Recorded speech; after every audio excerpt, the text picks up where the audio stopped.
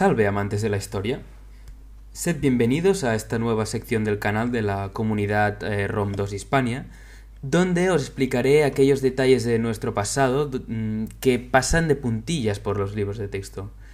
También intentaré desbancar los mitos, errores y a veces mentiras que la cultura popular nos ha implantado sin ni siquiera pedir permiso, y siempre desde la rigurosidad histórica y la documentación bibliográfica más estricta posible.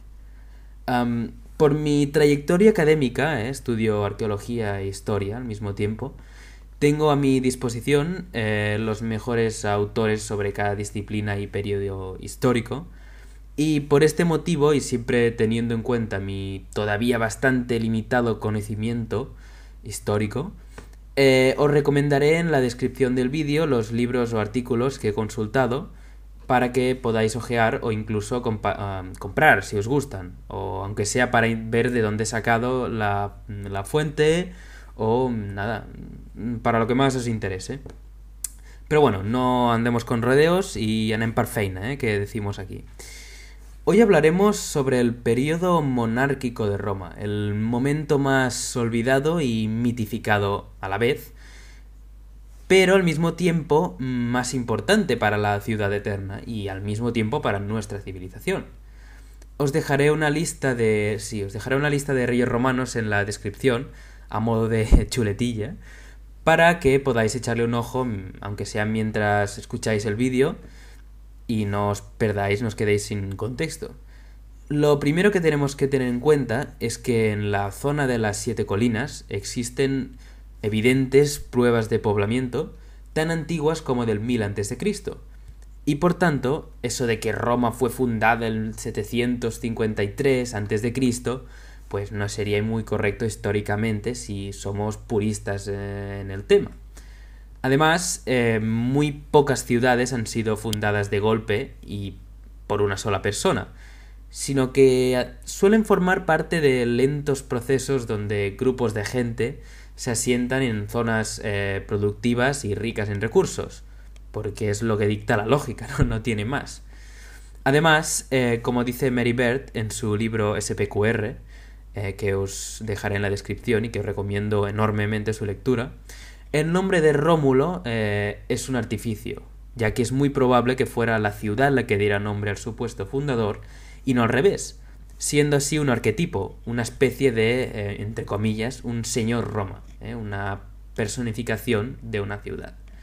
Además, los eruditos romanos como Tito Livio o Cicerón, que escribieron sobre el tema, pues no tenían una documentación ni pruebas tan antiguas, de modo que fueron construyendo el mito fundacional durante siglos, y no es algo de lo que podamos culparles, sino que no es culpa ni de Livio ni de Cicerón, sino que se fue construyendo durante generaciones, no fue solo un asunto de personas con cultura. Pero a ver, tampoco ahora nos vengamos abajo, no todo lo que nos han contado tiene por qué ser propio de la mitología.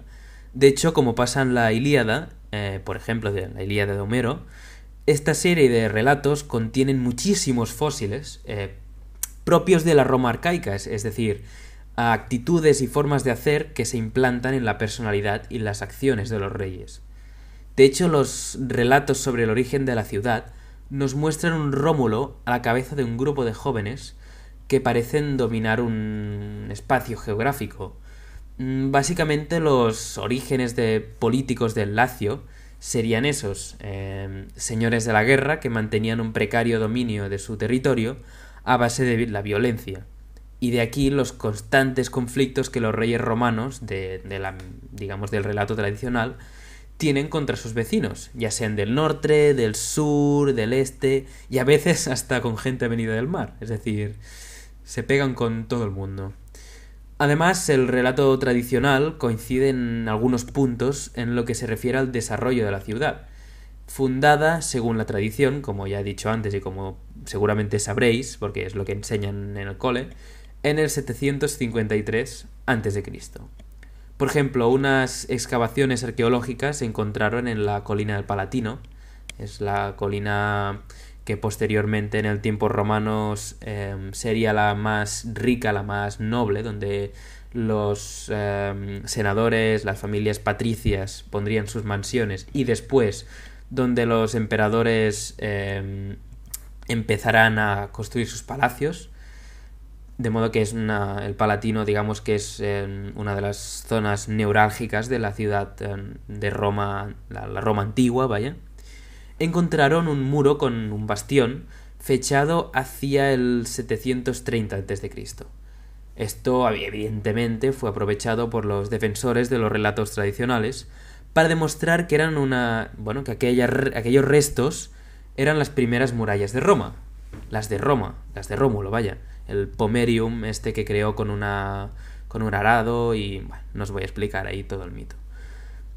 Pero es muy importante, es una parte muy importante del mito fundacional de Roma. Aunque el tema de Rómulo, como ya hemos visto, es bastante espinoso, lo que no se puede negar es que algo había en la zona de las 7 colinas en esta época, por lo cual es muy probable que ya fuera la primitiva ciudad eterna. Es decir, no podemos negar la arqueología, lo que hay es lo que hay, pero no podemos decir realmente quién era los que construyeron.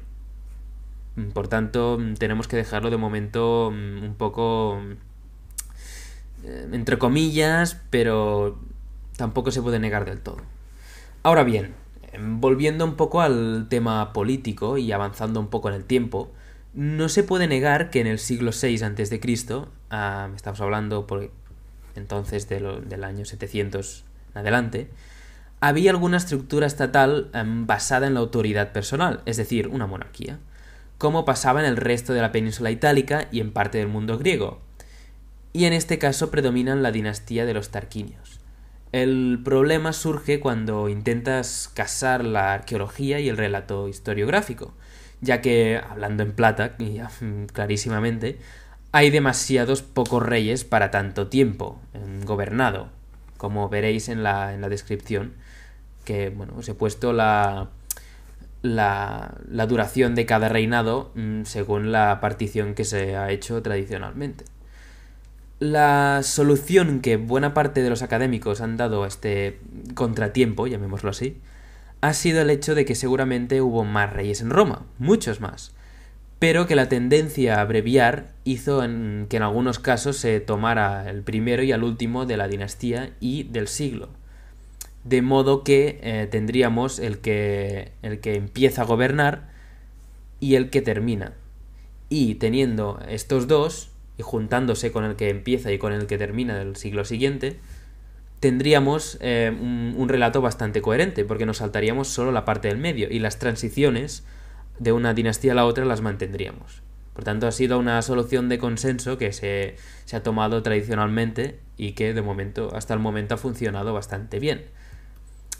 Así tenemos, por ejemplo, evidencias de reyes como Nebe Tarquinios, Arrunte, que sería un supuesto hermano de Tarquinio el Soberbio, Aulo Vivena y Porsena, por ejemplo. Son nombres que absolutamente no nos van a sonar de nada, y es normal, porque son producto de algunos hallazgos arqueológicos.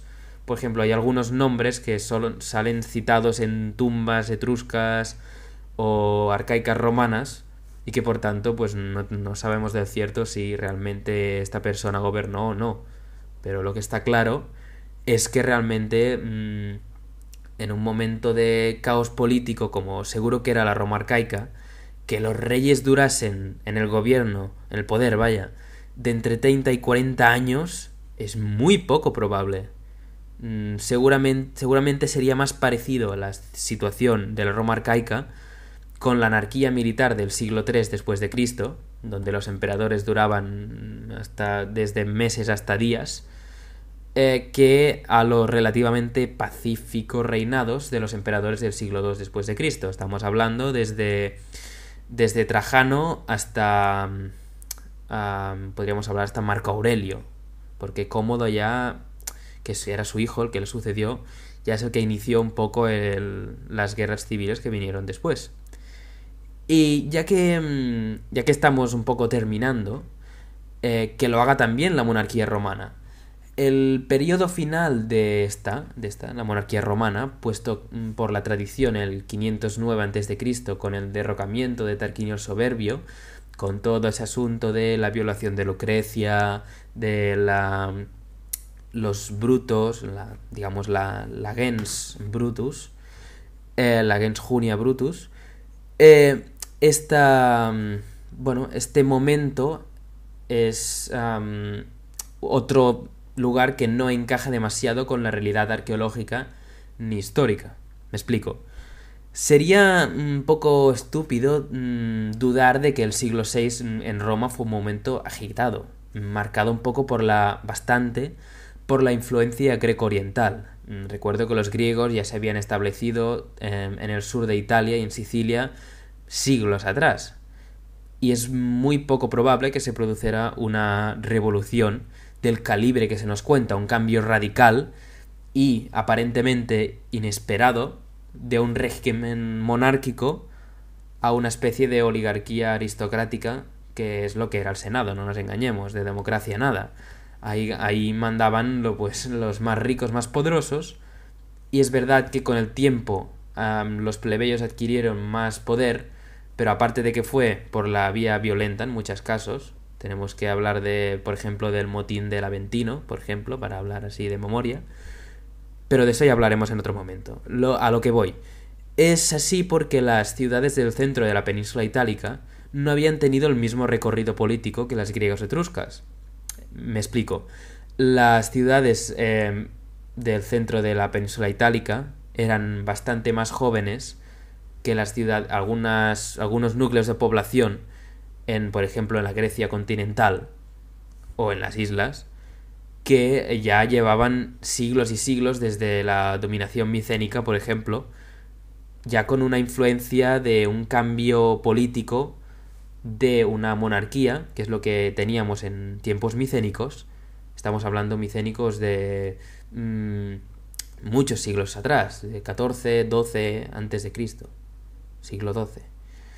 Y por eso tuvieron un desarrollo diferente.